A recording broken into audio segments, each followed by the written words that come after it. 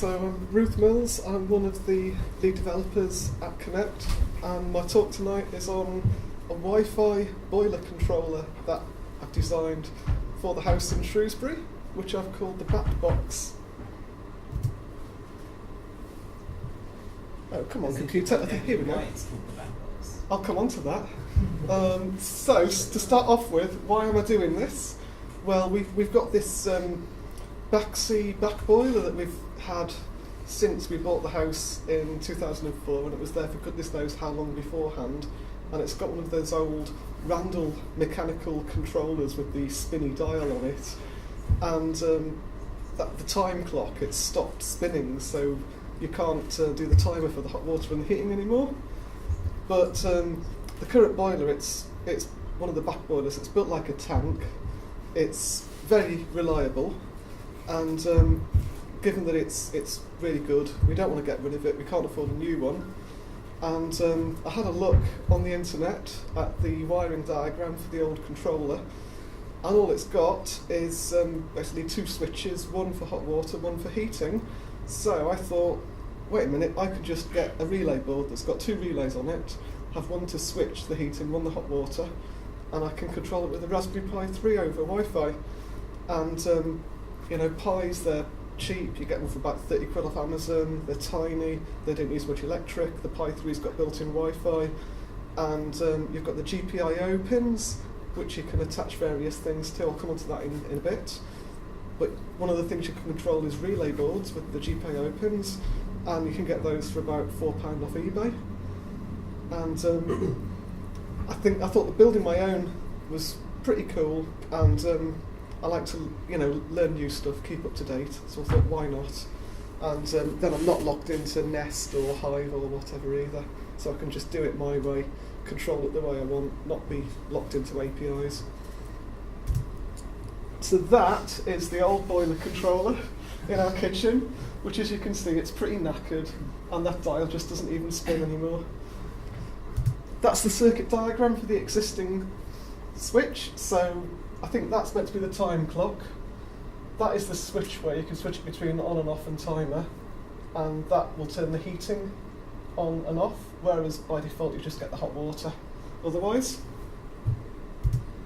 And so a bit on GPIO, that's like that 40-pin header on the Pi 3. So if I can show you that in that Pi, it's those pins there, that's the GPIO pins on the Pi 3. The Pi and the Pi 2, they've also got them. I think the Pi 2's got the same wiring as the Pi 3, but the old Pi is a bit different. It's only got like about 28 instead of 40, I think it is. So you can't do as much with an old Pi. But you can assign them to either be input or output. And I think they do all sorts of fancy stuff with it as well, like interfacing with things like, serial controllers, and you can even do like digital audio with them as well. But what I'm using them for is reading information from this sensor, which is a temperature and humidity sensor. And then the output pin I'm using to switch relays on and off. So that's the Raspberry Pi 3 pins. And so we've got it's tiny, but the red dots there, they're 5 volts power output. The black there is your ground, and those 3 pins there are 3 outputs that I'm using. So basically I'm just taking 5 volt power off there, the ground is returning from there, and then I'm using those 3 pins on the BatBox to switch relays and one of the LEDs, and I think on this I'm using one of the pins to read from that sensor. And I'm using software called Pi4J, and what somebody's done, they've wrapped the wiring Pi library that somebody wrote, which is a library in C, they've wrapped that around a JNI interface, and they've written a nice object-oriented API. So you can just call it from Java. I'm calling it within Spring Boot. You've got to have wiring Pi installed on the Pi as well, of course, or else it won't do anything. So coming on to the BatBox, I've called it the BatBox because there's a Nest thermostat and a Hive thermostat. So they seem to be having a thing of like naming thermostats after places that flying creatures live in. So I thought, well, bats are cool. So given that there's a Nest and a Hive already, I'm going to have a BatBox. I've written it as a Spring Boot web app using Pi4J. I'll show you the code in a bit. It's using those 3 outputs. So 8 is for the green LED. That will come on when the Spring Boot application's booted up. The yellow LED and the hot water relay goes off 9, and then the red LED and the heating relay goes off 7. And there's a blue LED that's just wired directly to the 5-volt power supply, so that just comes on straight away when you plug it in. So I'm going to do that now, because it takes a couple of minutes or so for the Pi to boot up into Raspbian and then for Maven to run to start up Spring Boot and stuff. So while it does that, that is work in progress on the inside in there. So at the back left at the top you've got your Pi 3, and then just above that you've got the relay board. And I've made a circuit board for controlling the LEDs and the relay board. And the reason I've done that is because when the Pi 3 first boots up, the GPIO pins, they're in quite a funny state, somewhere between 0 volts and 3 volts. So while I was developing this originally, when it booted up, the LED was lit very dimly, and the relay board didn't know what to make of itself. It was kind of like making a really weird noise. So I got a Schmidt trigger chip off eBay, and that is just like a basic inverter circuit, like a NOT gate.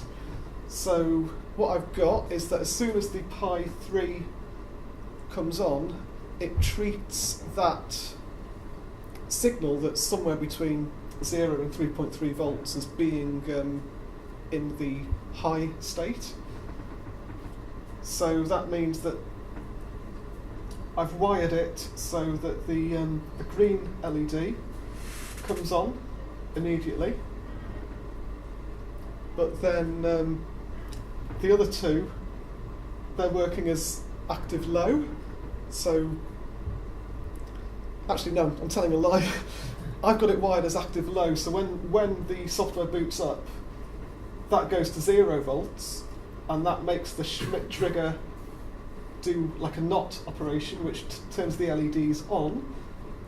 And then the relay board, that's active low as well, so I've actually chained up one of the outputs from that into an input of that. So when the LED goes on, it also sends 0 volts instead of 5 volts to the relay board to make the relay come on. And this is the other side of it. These 4 switches that I'm not going to demo tonight because that involves mains voltage, so health and safety would have a field day if I was trying to demo that here. This is something that I don't think the Nest thermostat has got. It's got manual override, so if everything goes wrong with the technology, you just flick the switch to override, and then you can control it just via these other 2 switches for your hot water and your heating. Oh, the green light's on, that's good. So this is like the most trivial interface ever. It's just got 3 endpoints. So one to turn it off, one to turn it on to hot water only, and one to turn it on to heating and hot water. So if I go to the code, that's the boiler controller.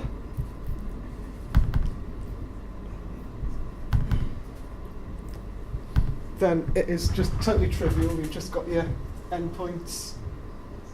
Where's that running? That shouldn't be running. Stop that. That's for later, that is. So that just calls the service to turn it off. That calls the service to make it hot water only. And that calls the service for heating or hot water. And I'll show you the service code. Boiler service impl.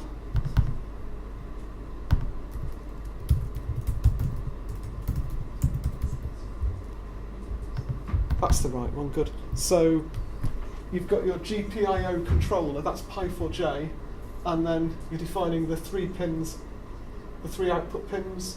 So the LED, the green LED, and then the hot water and the heating.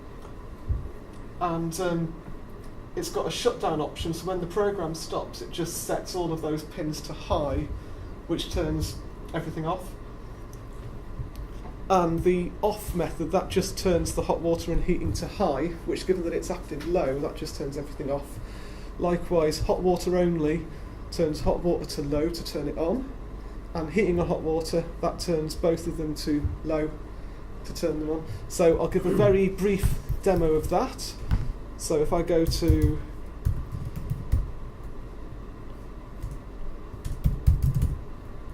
localhost, no, it's 192.168, here we go. So we're not going to control your home boiler, just demonstrate it here. I am going to control the house with it. If you watch the... but not right now. Not right now, because... That's not really right now. Because that... Sonia's at home, sort of. Sonia's at home. It's getting a bit warm in here. That's a 7-core mains cable, so some of the cores of that, they're going to be connected behind that old controller to wire it up. So if I invoke the service for hot water only, that LED just came on, the yellow LED.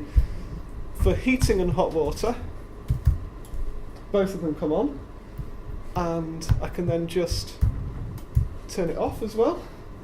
So that is probably like the most trivial API that you could think of for controlling this thing, and that's because I'm very big on separation of concerns. I just want this to have the simplest interface possible, so I can put the actual control on some software that's like running on a different Pi in the computer room at the house.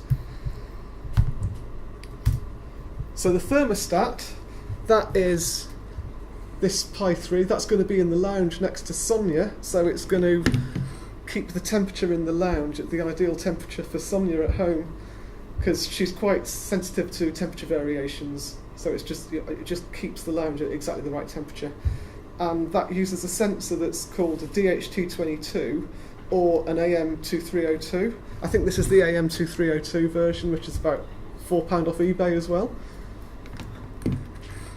I've not used Pi4J for this because I did a Google on how to do it, and it said don't use Pi4J because that reading from that sensor is so time sensitive that somebody tried it and they had a right pain trying to get it to work. So instead, there's some open source software called LOLDHT that's written in C that will parse that, and I've just got process builder to call that process and parse the output. So I'll show you what that does. So thermostat service impl. So that's just the path to the LOLDHT executable, and it's calling it on GPIO port 8. It's invoking the process builder and just calling it with the right parameters, and then it's just parsing the output, and if it finds the line that it wants that starts with humidity, it just extracts the humidity and temperature and puts that in a bean that then gets turned into JSON in the controller and returned. So I can demonstrate that by going to 62, read temperature and humidity. And so it's saying the temperature is 24.7 degrees C, which is pretty warm actually. It is quite warm in here. And the humidity is 15.3%. So then, what I've done is to put all that together, and I've got an application that's using the scheduled annotation to fire this thing every 5 seconds to check the status, which will read from that, and then based on the temperature and on whether it's turned on or off or on timer, it will send those HTTP requests to the BatBox to change the state of that accordingly. I'm using REST template because that just makes it so easy to call like REST services. You don't have to faff with like HTTP clients or anything like that. It just does it for you, which is really nice. So I'll show you some of that quickly.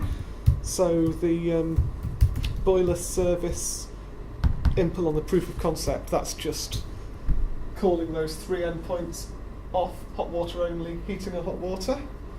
Likewise for the thermostat, that's just calling REST template from that endpoint and just parsing the JSON and putting it in the bean to return. And then there's the control service impl. So that's keeping the setting of hot water and heating, whether it's like off, on or on timer. The target temperature is the temperature that you want the room to heat up to, and then you're auto-wiring in the boiler and thermostat service to call the endpoints, and it's just recording temperature, humidity, and whether the timer's on, whether hot water's on, and heating's on. And then there's just methods that will be called from a web app that will change the state of those things, and setting the target temperature. And then there's a method that reads the temperature and humidity from that thermostat, and an update boiler status that will turn the heating and hot water on if the heating on Boolean is true. That's because our boiler, you can only have heating on if you've got hot water on as well. It's one of those old-fashioned boilers that doesn't let you do the two independently.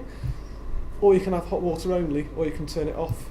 And then I've got a timer that's just turning itself on and off every 15 seconds to simulate what it might be on timer. But given that we've not got hours to wait for this thing to go on and off, it's just doing it every 15 seconds. So what I'm going to do, I'm going to fire this up now.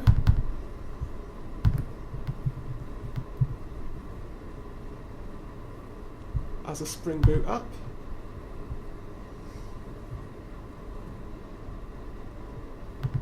And go to localhost. And here we go.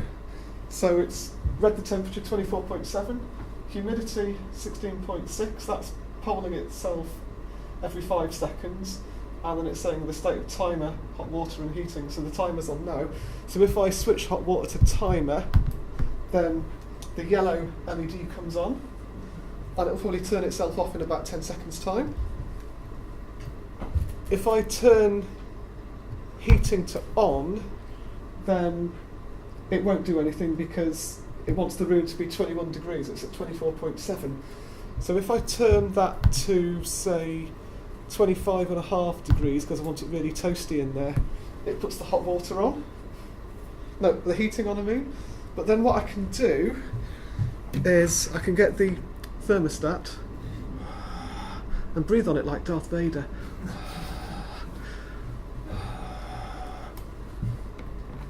And it's just taken the temperature up to 29.2 and turned the heating off accordingly because that's well too high.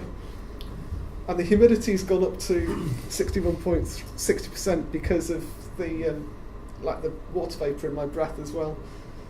What I'm thinking of doing with humidity as well is I could tune the response of the boiler, so if it's a more humid day it might not heat it up quite so high, just because Sonia's quite sensitive to the humidity of the room as well. So it's gone below 25.5, so the heating's come on again now.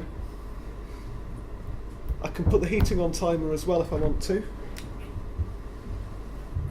So that should go off in a few seconds. When it's ready. Yeah, there it goes. So that's quite a Mickey Mouse example of how you might link the two of those together, but without having to run the thing in a house and wait hours for it to turn itself on and off from the timer. So I'll leave it doing that for the time being. So what I want to do next, I want to replace that old boiler controller with the rotary switch. I'm going to do that on Sunday hopefully, and write a proper web app for controlling it rather than a little proof of concept application.